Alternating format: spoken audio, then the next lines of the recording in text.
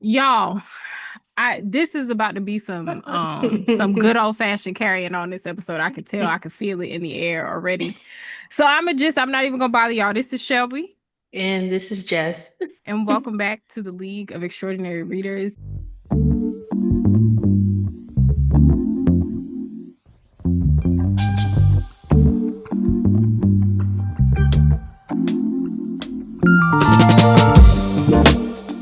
This week we have the lovely Addie Citchens, who wrote Dominion and is now our favorite author. Addie, how are you? Welcome to the league. How are you? Welcome. I am well. Thank y'all so much for having me, you gorgeous ladies. And I thank y'all for, so much for telling people about my work. You know, I appreciate that. It's Listen, deserved. It's it deserved, is. It's well honestly. deserved. But also, we, not just our podcast, but our book clubs, like independently, we are all about Black books and hollering from the rooftops about them. It's important. I think in this community, more than most, like, we need y'all just as much as y'all need us, you know? So, however we can support is how we will every time. So, Thank you so much. you're welcome. So, Dominion. Um, I, I don't even know where to begin. I like when I tell you this book scalped me, like I had no idea what to expect. Like I read the synopsis and I was like, oh, this sounds like my kind of carrying on. Okay. And then Yeah. you read it, and not only is it well written, like obviously we can tell, like just by your writing, I know that you're well read, right? Like writing it, you can do that, but you also weave this story that is having this deep conversation, but it was also entertaining. Like it was, Yeah. I couldn't take my eyes off the page. Even the characters that I did not like, I needed to know what was going to happen with them. And it was like every page, I was like, okay, just one more chapter. Like, I can't go to sleep yet because I have to know what happened. So, I guess my first question for you would be, where did you come up with the concept of Dominion? So I've been telling a bit of the story with every time I talk, but it's multi-pronged. One of them was this notion that in our community, especially in the South at that time, girls were handed responsibility while boys were handed power.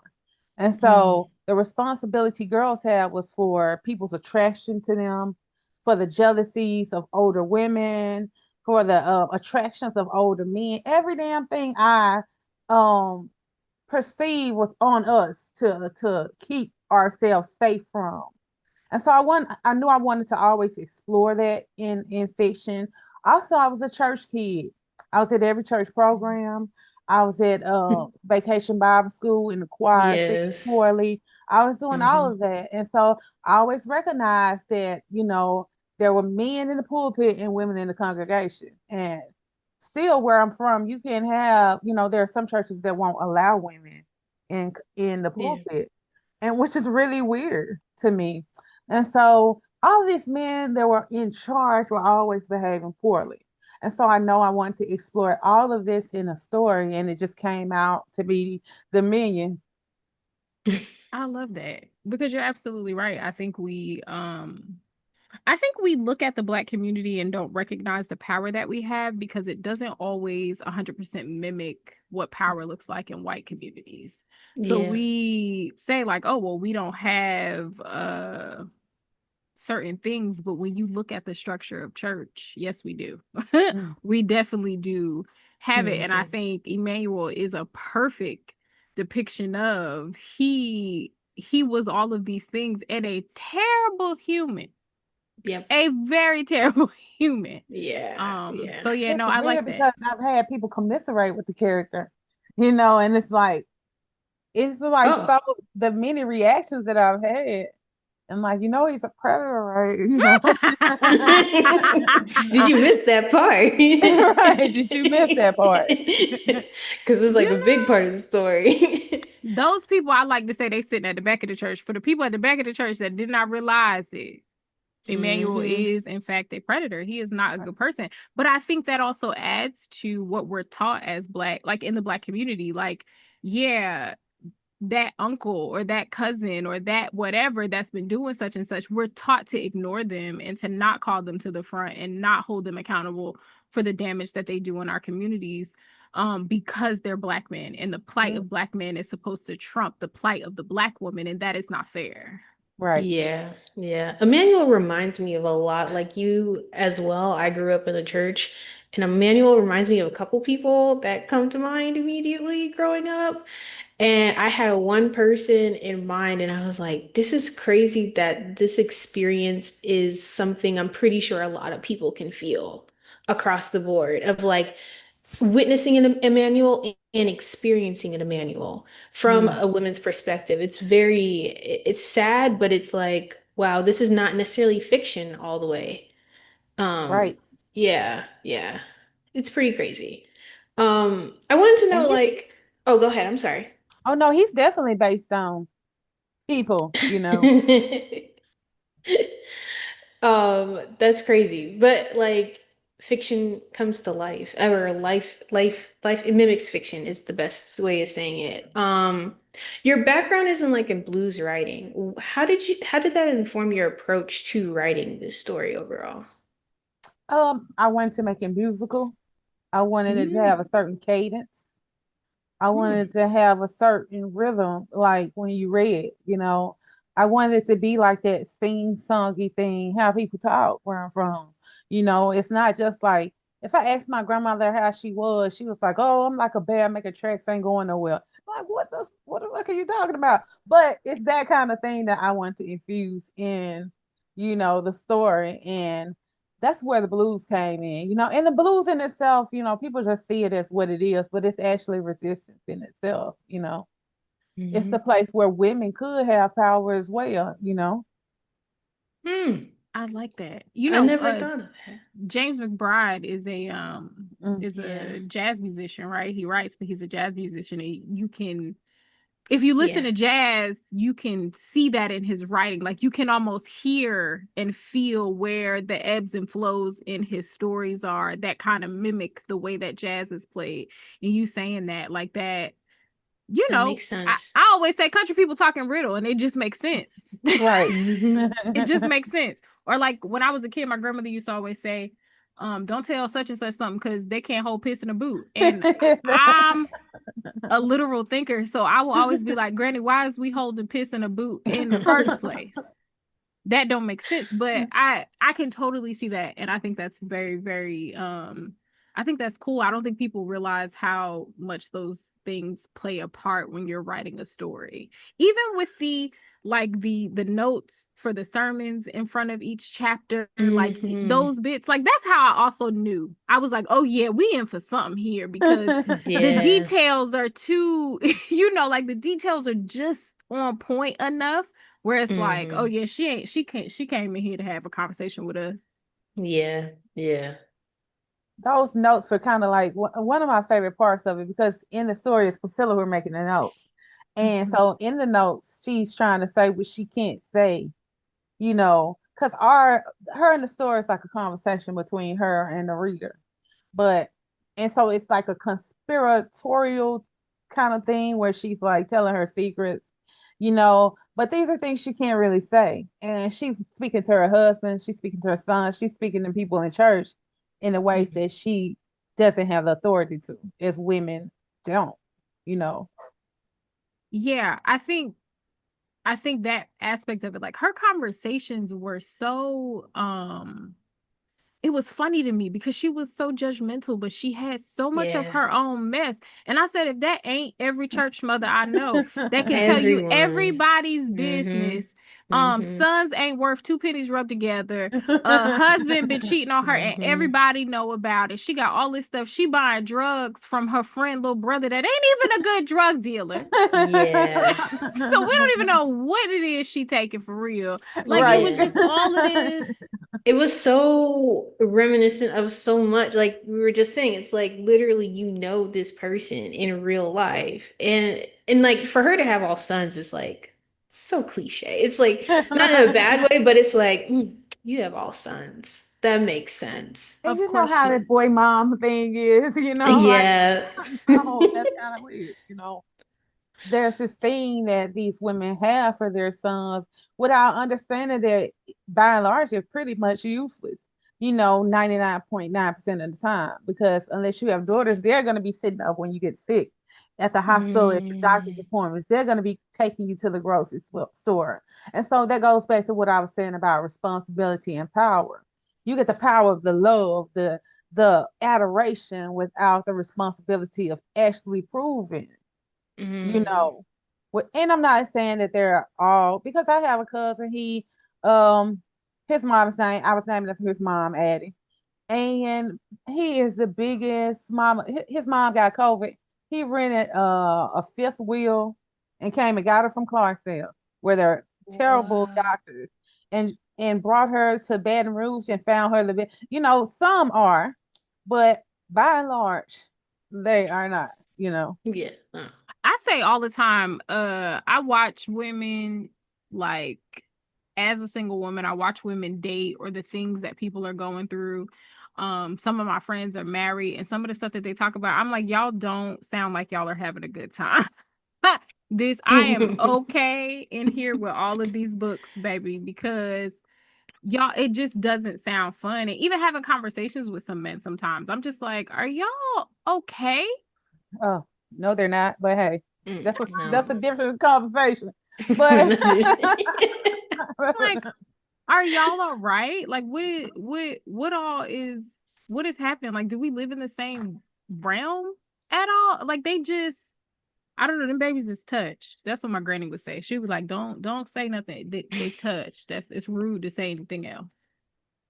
yeah, that what do you call it? That entitlement Yeah. is a hell of a drug. It's a hell of a, ruination. I don't know if that's a word, but it's a hell of a thing, that goes to their heads, and it's patriarchy. And often that's what I always say, black men cling to masculinity. I believe most black men would rather be if they're 1 degree off power. And so I think, if you ask them, would you rather be a white male or a black female? And they're not Mm. connected to being black. They're connected to being male.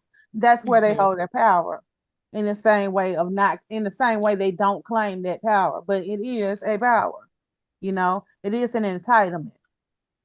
Mm, There's a quote that says something along the lines of, I don't know where I got it from, but it's like the thing that the slave wants is to have a slave of its own, so that it can Mm-hmm. do to it what was done onto them. They don't actually want freedom. And And I think who's that getting is that in our community? Us. the right. you Yep. know. So it's like men are interesting because they mimic what white men do, not Hmm. realizing that at the end of the day, you can't fight white supremacy with white supremacist Right. ideologies. Mm-hmm. Point blank, period. But those are the only tools that they have, because their version, like you said, of masculinity is white. Yep. That's interesting, because I feel like this Dominion is a book that you could read at the surface level. Like, I could see someone that is just a casual reader reading this and being like, girl, it was church mess, Yeah. and not thinking about it deeply or not really pulling the layers back. Whereas for the deeper readers, it's like there are all of these different things that are aiding to this church mess, right? Like, church mess comes from somewhere. It's not just that black people is messy. Right? Like, it comes from somewhere, but it's just conversations that people don't necessarily want to have. Because if we call Emmanuel to the front, now we're concerned with how we look, and we're concerned with societal standard Hmm. Yeah. and what other people think, and we can't let the white people see us in a particular light, because seeming okay is more important than actually being okay. Uh-huh. So tell the truth or shame the devil. And so, That part. I had been writing aspects of the story for so long, but I Mm. didn't get the right ending. I had to experience decentering those ideas that, I've been taught as much as men have been taught, as a child of the deep South, religious. you know, I had been taught that as well. So I had to decenter those ideologies before I believe I was able to get the right ending on the story in the first place. Because, we protect that right to predate. Is it how you said it? But we protect that right, because they are ours, but Right. they only belong to Mm-hmm. themselves. And Emmanuel shows that in the stories, especially to his mother. And it's kind of like that Toni Morrison Song of Solomon and Pilate, and Hagar and what's the mom's name? I forget. Are sitting on the porch. Mm-hmm. And she was like, they were like basically fighting over who had opened their legs wider for Milkman. And the mother and the girlfriend. And then Pilate comes along and saying he wouldn't give a pile of sworn shit for either one of you. And so that's kind of like what's going on in the story, Mm. Question to you, because you said the story had made you like pull back and like decenter certain things. How has writing Dominion shaped you as a storyteller overall? Very much part of that. I also feel like it has freed me, to say the Mm. things that have not been said or are not supposed to be said. It freed me from this idea of shame. Because I'm like, am I putting our business on Front Street? Is that what I'm doing here? Is this, I'm putting this out for consumption or negatively being consumed by people other than us? So it's freed me to take those shackles off my writing because the patriarchal systems that we adopt and we judge each other by, they don't care what they do to you. They don't Mhm. care how you're harmed by it. So I don't care what I do to it in my work. You know, I'm trying to Mhm. smash the shit out. I don't want no As you parts, and I don't should. think other people should have any parts. It doesn't serve us. It never has. I love Yeah. that. I love that a lot. Yeah. So there is a true crime like aspect to this story. Are you into true crime at all? Because like I'm a true crime girly. So I read this and I Hmm. was like, as soon as we get to those sections that are just entries, I knew Mm. exactly where we was. I knew exactly what was going on, and that like perked my ears up because I know people think it's weird to like want to consume true crime, but I want to know the psychological aspects of it, right? Like I don't like the gore and things like that, but I want where's the person like what happened to somebody that made them do that? So Mm. are you into true crime at all, or was that just happenstance?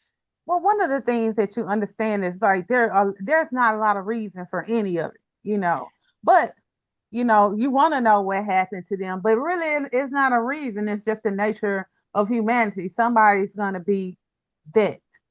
So, I was very much into true crime. I watched it all the time, but I done got old and it was fucking with me like in terms of like nervous Hmm. system. Like I'm always looking Yeah. around. So I had to Yeah. definitely peel back. I was a forensic files, whatever, Dateline, Yes. 2020. I was Yeah. definitely that kind of girl. So yeah. It's funny, my niece, my sister and I are really into true crime, and my niece, every time she sees a white van, she'd be like, "Look, mommy, it's a murder van." Yep. I'll be like, Yep. we gotta teach her a little different because we can't make That's her 19. paranoid. Right. Like she gonna be crazy. Like we She gonna crazy. be We gotta break it. crazy. Right. Cause she sure do. Hmm. She'll be like, look, that's a I'll be like, baby, don't say that. Don't say that in front Same of thing people. here. I was out there in my, it was that kind of thing. So yeah, I had to peel back, but I do still engage sometimes.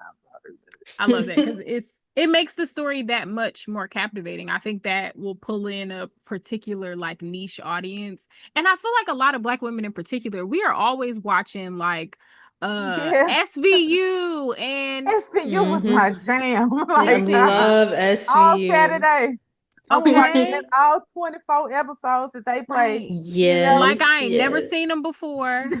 Same storyline is Right. real. They're using the same thing from real life to make it in. Like, it's the from the Right. same headlines. thing. And the same type of pattern too. They don't even switch up the method they give it to Nothing. us or nothing. Everybody old, everybody growing old. It's Right. crazy. It's Right. crazy. Right. Love They're it. gonna be wheeling iced tea in there. And he for was his and he was episode. F the police, and now Right. Now look at him. What, like he is over here being the police on right. television But you for a know what? check. And about a book one. Like Right, he's right. Yes. it's like, That makes me think of Snoop Dogg too, because with everything with him and his like political views and stuff like that. And I said to someone, I Yeah. was like, I don't think y'all realize how conservative criminals actually are. yeah. No, Like, if you have you literally. not spoken to your cousin that is a drug dealer, like listen to the things that he's saying. They are very conservative people, although they are breaking the law. And I think because Hmm. they are breaking the law, people assume like, oh no, they can't be for the man or the system. And it's like, no, y'all not paying attention. Right. Y'all Because not paying it's attention at all. patriarchy all through and through. You know? Right. Hmm. So yeah, no. And whoever I was talking to when I said that, I was like, oh yeah, like I'm like, did y'all not watch Snowfall? Like Snowfall is a perfect example. Like these people were very, very conservative in their thinking and the way that they expected things to go and who should have been in charge and who should have been doing what. They just happened to be breaking the law. But Yep. they Hmm. still run stuff by the book. But that true crime aspect, I thought that was so cool. Like the different Yeah. entries and even how so I read and listened to the audiobook at the same time. And just like how everything came in, like the music during the note, like every little aspect, like y'all thought of everything. Hmm. Y'all really thought of everything. It was just chef's I kiss. have to listen to the audiobook then, because like reading it was like how you're explaining it like reads like blues. Now that I think about it, I'm like, that makes sense. Like the flow and cadence and everything. But I now want to like listen to it just to like see what the production behind it is and everything. Yeah. You'll love the audiobook because Eh. it whereas like Addie said, like it's supposed to read like a conversation between the characters Mhm. and you, like you're getting her inner thoughts. It Mhm. listens that way too. So it felt like I was on the phone, like I was talking to my homegirl and she was telling me like all of this stuff very quickly. Crazy. Like that's what it felt like. Yeah. It felt like this fast paced, like let me tell you what happened. And Mhm. it evolves from there, so it made the experience even better because I think you would pick up on that reading it, Yeah. but there's something about the audiobook that just added that much more to the experience so that Oh you yeah. can get like the cadence and things like that. Like I think casual readers are not thinking about something like cadence. Like I remember I read The American Daughters by Maurice Carlos Ruffin last year before. Great Mhm. book, but the storyteller is unreliable and you don't figure out why literally until the end of the book. Like the epilogue the epilogue, you figure out why. And I remember saying to my mom, I'm like, the cadence of the book is off, and she was like, girl, what do that even mean? Like she was like, Shelby, who is reading like Yeah. that? And I'm like, me, like I think there are enough people out there that if I said that to them they would know. But then I'm realizing like, oh, people are not, I a lot of love people. listening to the cadence. It's like it gives something different to the Right. book. Yeah. Yeah. I think there's something like you were talking about it being timeless, well, being urgent. I always feel like this book is very timeless and urgent overall. Like, how did you, I guess, craft that to make it feel this way? Outside of the urgency, because we talked about the blues, but like the timelessness of it all. How did you think about when you were crafting this story? And I'm gonna say a little bit more about the blues. So like when you Mhm. hear a blues bass line, it's moving. Whether it's a slow song or not, it's moving. It's moving the entire time. And so I kind of want to infuse that in there. And in my head, I was thinking, yeah, I wanted it to be something that people could read in one setting or would want to read in one setting. And I was so pleased when I heard so many people say they were staying up in the middle of the night or they had read it on the subway home. So I definitely wanted it to be like that. And I also want the urgency to reflect, the nature of teenage bad decisions, how it feels so Mm. important to a teenager to do the whatever crap that they about to engage in. And also as for the when I first was shopping this around, I had agents to tell me what we're gonna do is get in there and slow this action down. And I'm like, no, you're not the one for me. This is what I purposely, because in it, the language is languid, it is juicy, it's slow, the conversations are drawn out or not had at all. So I wanted there to be a contrast there, but I wanted to keep it moving because it's a driving story for me. It seems so imperative to make it move, instead of, and also I don't like long books. I do like long books. It has to be really good. I can do maybe speculative fiction, sci-fi, and long books, but still, I don't like a whole lot of like exposition stuck in the middle of the action, unless it's very, very helpful to what we're doing. So I kind of wrote the book I wanted to read, I think, in that aspect too. I like that because it was like we were up. We were up at night. Yeah. I'm trying, so like we have a lot that we need to read throughout the month for content and the podcast or whatever the case may be. And when I went to get Dominion, it was like towards the end of the month where we had a lot of reading that we needed to do. So it was just like, okay, we both like checking in, like, where are you with this? Where are you with that? Blah, blah, blah.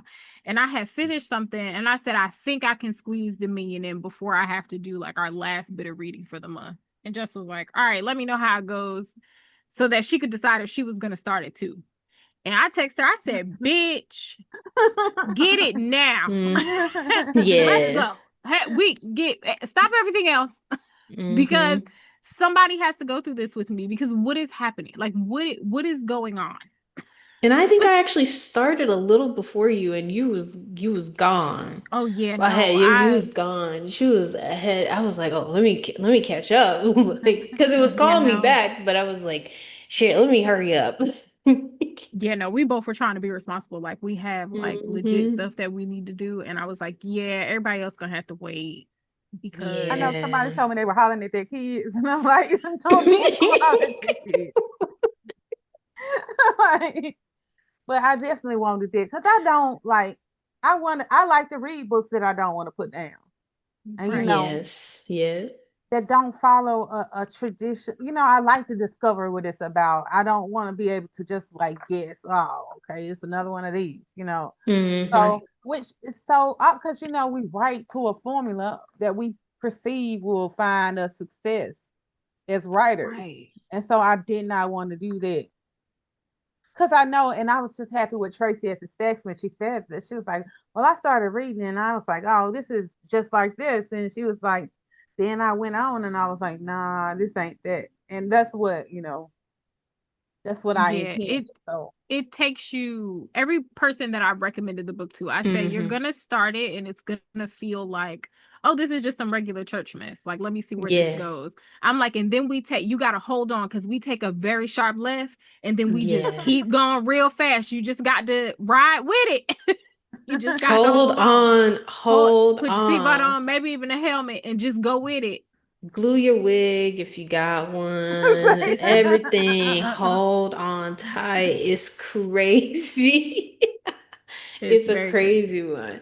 A question to you about books. What are some books that you feel are like fast-paced enough that you like really enjoy? Because you said you like fast-paced books. What are some books that you would probably recommend to somebody that's like not necessarily similar to Dominion, but the pace of Dominion that you like?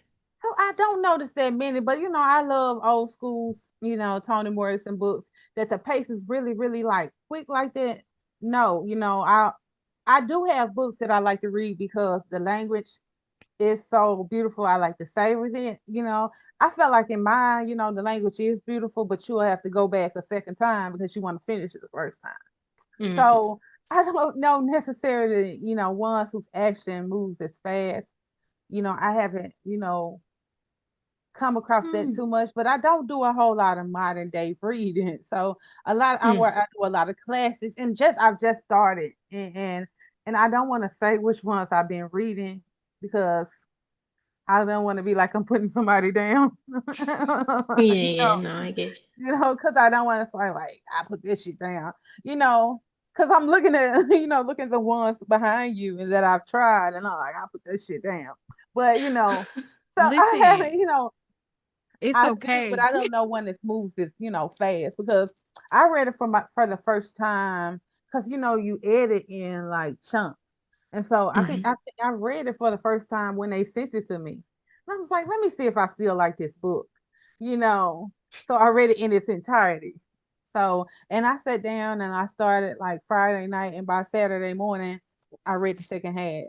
So no, I really don't have, off the top of my head, um, Mm-hmm. can I think of many experiences I have with books like that. But when I rack my brain, I will bring you some. All good, all good. I wanted to I'm see if you trying to had any. think. I'm trying to think as well, I mean, The Secret Lives of Church Ladies, not because of the subject, but it does move pretty quickly. But see, I always have a little issue with short stories. So, Yeah, it always is it like a wouldn't. because natural stop for me after each story. So, Mm-hmm. it's kind of like a Yeah. natural stopping point when I read short story collections. And so it's so often with Mm-hmm. short story collections, I put them down because, I be wanting continuous action, No, I Oh, get I get that. you. Yeah, I'm the yeah. same way. Or maybe Sula. I was Oh gonna yeah. say Sula. I Suda was is one definitely of Yeah. gonna my say Sula. absolute favorites. But I did Yeah. enjoy the Church Ladies, book too. It's just it's Mm-hmm. my personal thing with short story collections. Yeah, yeah, I yeah. love them, but sometimes they're not as easy to. I don't know. Mm-hmm. My mind wants to put something together. My mind wants to solve a problem, I think. You No, I know? get that. I get that. It's like the short stories. I like short stories, but some people, like you said, they want to know like what's the continuation of the Yeah, story? yeah. Where can it go? No, I totally get that. I'm trying to think what else outside of Sula. Okay, so sitting in front of me, I have The Last Summer on State Street. I think this was the last thing that I read. I wouldn't say that the pacing is as fast, but this was probably Mm-hmm. one of the last things that I read that I was like, oh, I want to sit and finish this in one sitting because like I have to know what's Yeah. happening. And I think it's similar to Dominion in the way that it's like we're having a really deep conversation about Black girls and the things that Black girls go through and how Black girls from the hood specifically are judged, because this takes place in projects in Chicago, the Robert Taylor Mm-hmm. homes in Chicago. So like the I haven't pacing is, read that one. I'm gonna get it. you know what's funny? It's funny you say that, Addie, because this was pop when it first came out. A lot of people were talking about this, and I kept saying like, "Oh, I'm gonna get it, I'm gonna get it, I'm gonna get it." And I finally, it was like on sale or something, and I was like, "Oh, let me grab it." And when I finally opened this, I was like, "Y'all, you heifers wasn't talking loud enough. Y'all should have been yelling. Didn't nobody tell me nothing." But it's a smoother read. Like you can kind of like hunker down into this one a little bit more because of the language of it. So the pacing isn't as fast, but you get attached to the characters quickly. Mm-hmm. Mhm. The characters pull you in. So this comes to mind. I'm trying Um, to think what else. Probably King of Ashes. S.A. King, Cosby. yeah, no, That actually, that's a pacing good one. That was pacing is crazy. really good. That's Yeah, next on my list. I'm gonna get that Grand Paloma Resort, yeah, and Oh then yes. King of Ashes is the next on my list because I keep hearing so much great stuff about him.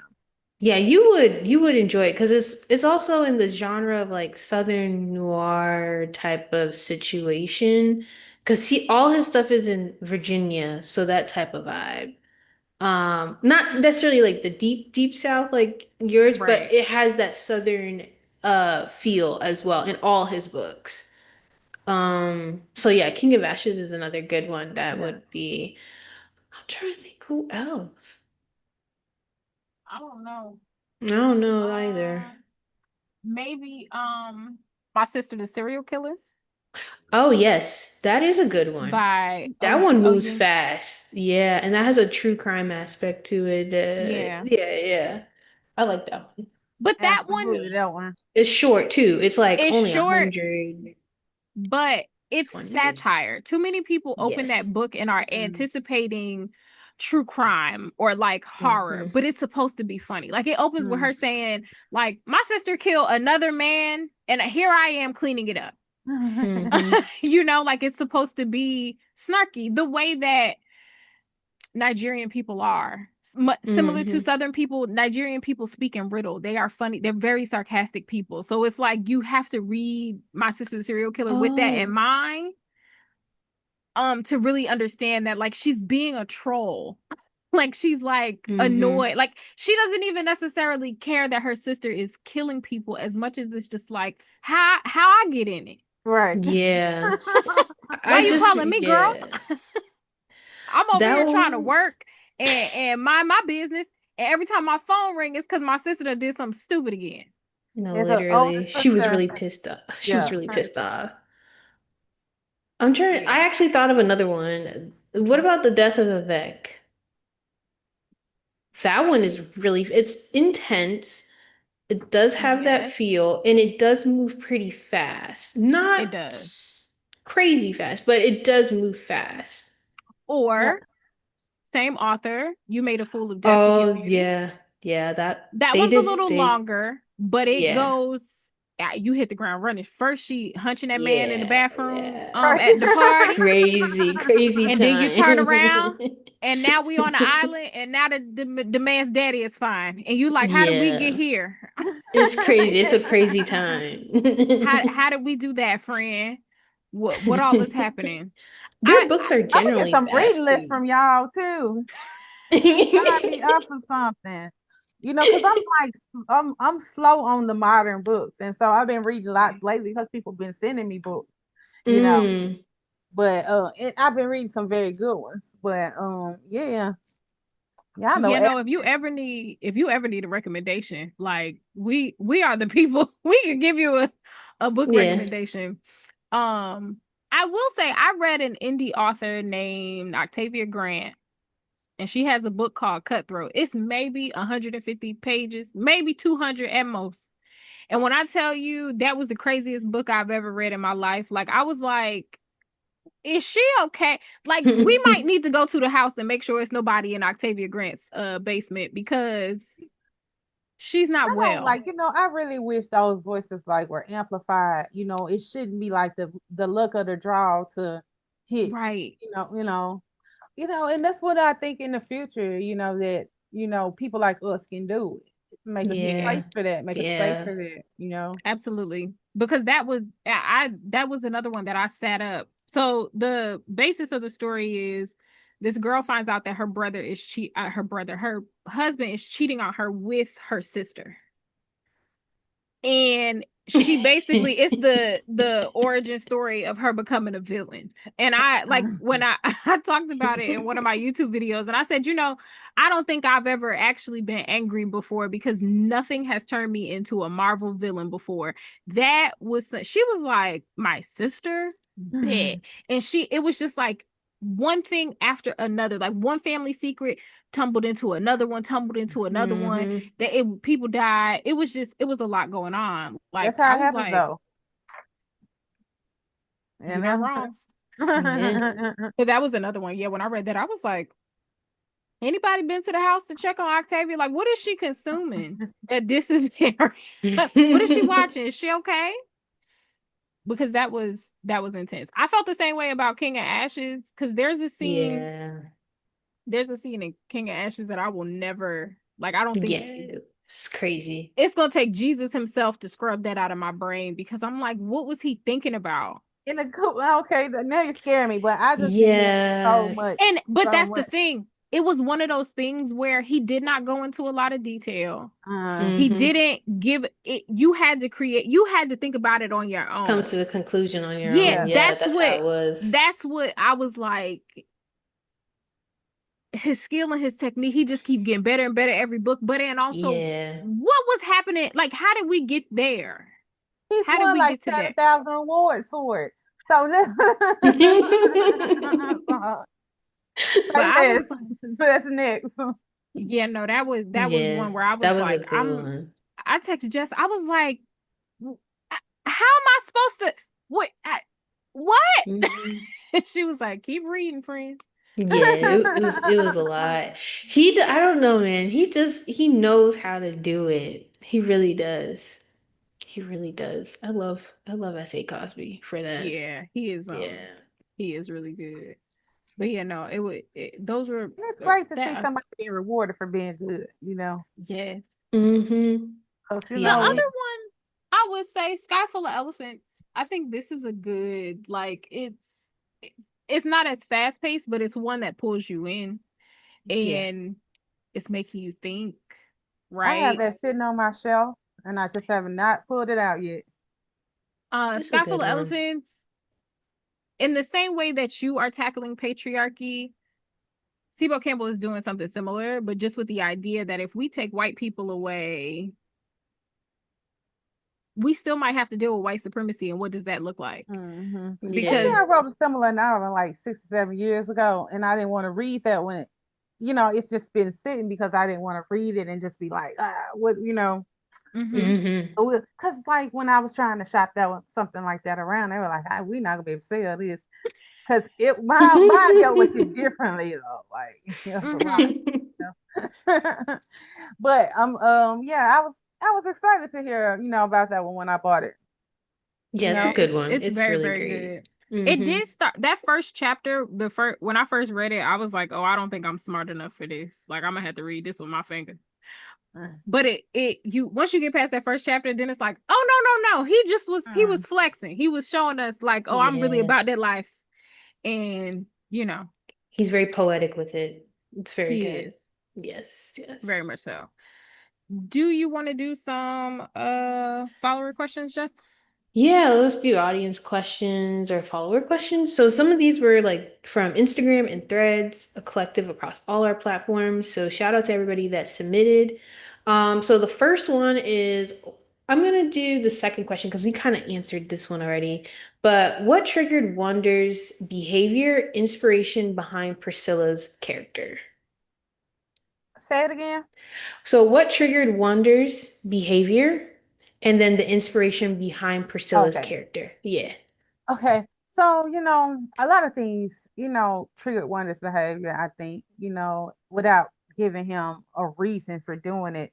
But, you know, he was like, I think at some point in the story, Diamond says he has always been bred to be a performer. And so he, when that fell off, that mask fell off, you know, I don't think he could handle it. And besides, his parents always taught him, you know, like stage parents. They were all kind of like stage. They were kind of like stage parents for him. And so you know how kids are when they um are in Hollywood from the time they're 3 years old to the time they're 20. A lot of times they have issues, you know, with substance abuse, with so I think some of that trigger. And then the thing that most triggered him is this idea of not being manly, because that's Hmm. what, you know, they're taught. This is how you represent masculinity, and there are no other ways. And I think that triggered him most. As for the inspiration behind Priscilla's characters, there were so many. There were so many women in my church. It's like a conglomeration of the women in my church. My own first lady that I grew up with, my mom, some of my aunts. You know, physically church lady that I went to church with. So basically, it was I'm every woman like that. Every church lady, every first lady wound up in one. You know, like well, I don't want to say that. Maybe I, you know, the church lady whose husband died because he was in a hotel with his mistress and he had taken too many Viagra. That kind of thing, you know, all of that, all of those church store things were wrapped into Priscilla. Interesting. That's hilarious though. But no, that's great. The next one is an annotator wants to know, is there a repeated image or detail you wove into the narrative that you think a reader would find really satisfying to annotate? I don't necessarily want to say that. I don't want to tell it, but you know, the one thing is like you know, he often takes his victims to like the parking lot of the restaurant that the church runs, and it's called Manna.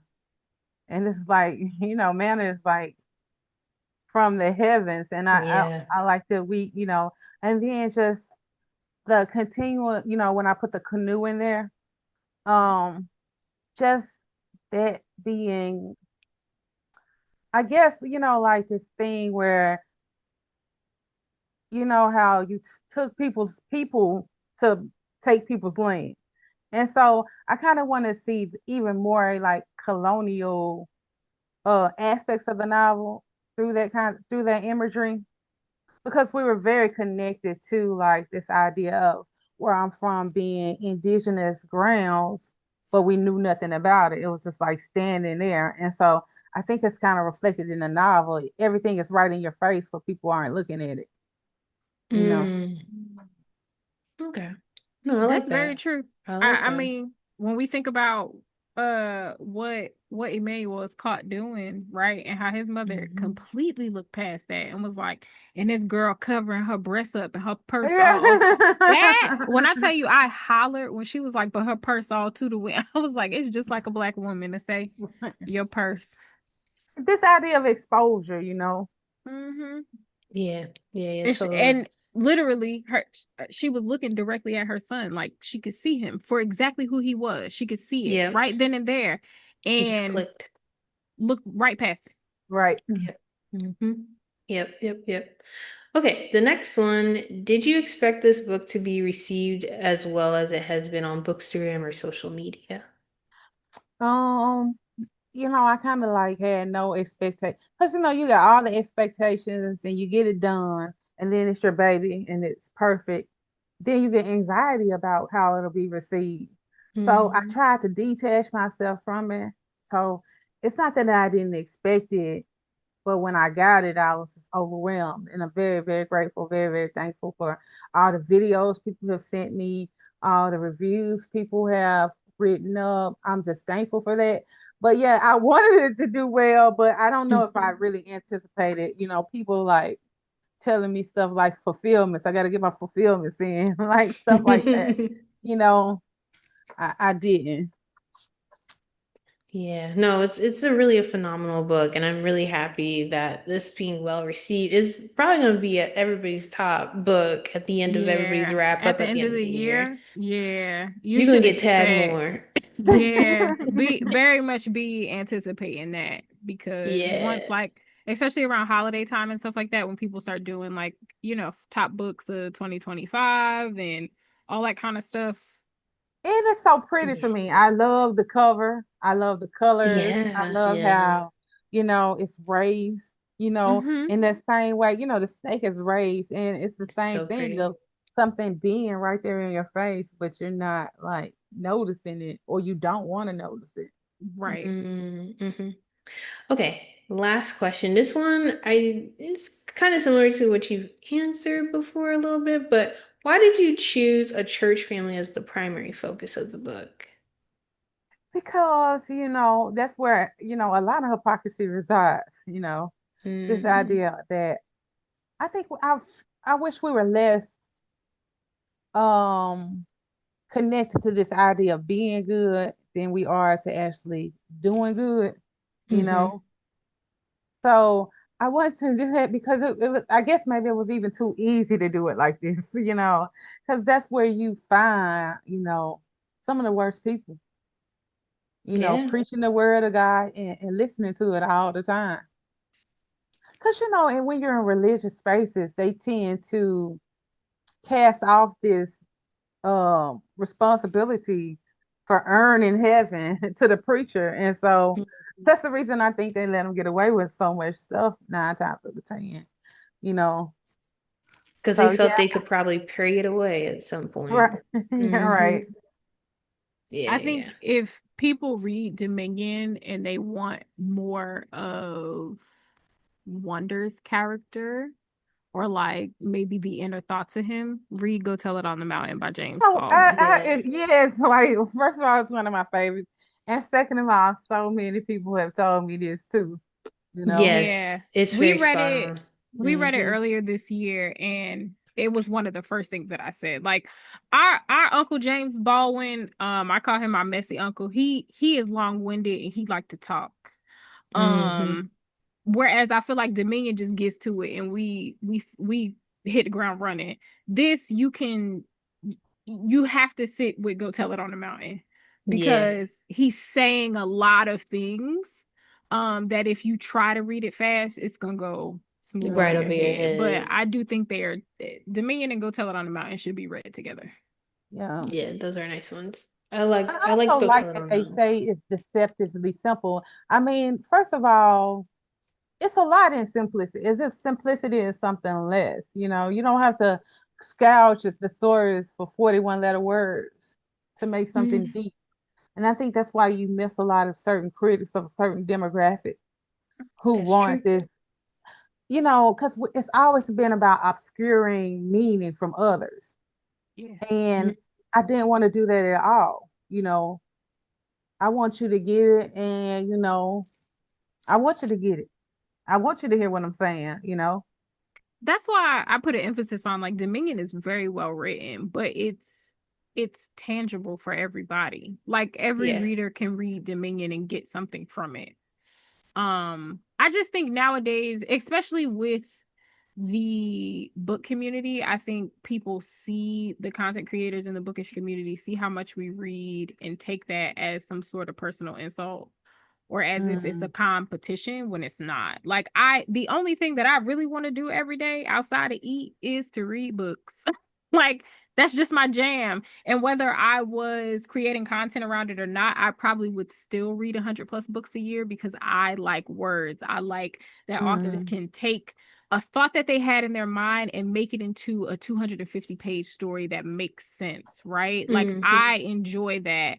But I think now it's just become this like imaginary race of like, well, they reading 50 books a month, so now I got to do it too, but it got to be real books, whatever the hell mhm. that Yeah. is, Whatever right? that is. Whatever that is, right? And again, going back to patriarchy, it all comes back to everybody wants to seem better than the next person because that's the only way that they can feel good about themselves Right. is to be the head of something.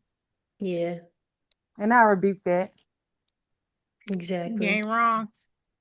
Because it's always a competition. Like, you know, I remember last year one of my favorite books was James by Percival Everett, right? Mm, He's using Huckleberry Finn to talk about code switching, right? And all of these different things. And someone came up to me and was like, I read James because it was your favorite book and I didn't like it. And I was like, okay. And they were shocked that I wasn't trying to mm. convince them to like the book that I like. I was just like, hey, either you gonna get it or you don't, and that's fine. And the books that you like, I might not like those. It don't make the book like it doesn't take away that Percival Everett is still a genius. Right. It is. Yeah. But everybody wants the last say on something, Yeah. you know, Right. rather than a discourse. Right. I Mhm. said it, I stamped it, you know, and that's all the same source, you know. Right. I just was like, baby, you came here prepared to talk to me. I didn't even know you was gonna be here. The way you just look, oh my goodness. You came here with notes for me. My influence is already done. I did my job. Mhm. Oh well. So I think it's a lot of that. People see reading as this thing that is done by people that are intelligent, right? Which is accurate. Smart people that read are smart. No matter what they are reading, they are Right, smart. But and also you not being an avid reader doesn't negate your level of intelligence either. Yeah. You are smart in your own ways, right. and that's okay. But yeah, they just Yeah. everybody want to be down, that's all. Word to Brandy. Everybody want to be down. That's all it is. They just Yeah. well, that's another question for you. What music do you listen to when you're writing, if any? It just depends. You know, this story, I didn't listen to music while I was writing. I listened to the music before I began, and that was that Mm. Seven Seals song, and it's by the Pattersonaires. I think you're from like Okay. Patterson, New Jersey or something. Mm-hmm. And I wrote the whole first chapter off that song. And I it's will. y'all go listen to the song because it's so jaunty. It's just like, you know, it's that kind of thing. And when you listen to it, it's you know, talking about opening the book of the seven seals. And in the Bible, it's about hidden knowledge.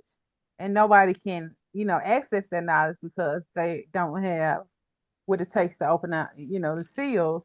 And so yeah, that was one of those songs. And that nobody song that's, that I use on the church program. It's a song, I'm just a nobody trying to tell Yes. anybody. Yeah. And it just put me back in that time in my life, So yeah, but normally I use like kind of random lo-fi songs on repeat when I'm writing a short story. Something that really stirs me, and I can get y'all. I have a whole list of those if y'all writing on that really kind of like songs that keep me motivated but not distracted, and I play it over and over on repeat. So Okay. Do you have like a playlist that you would share with like readers?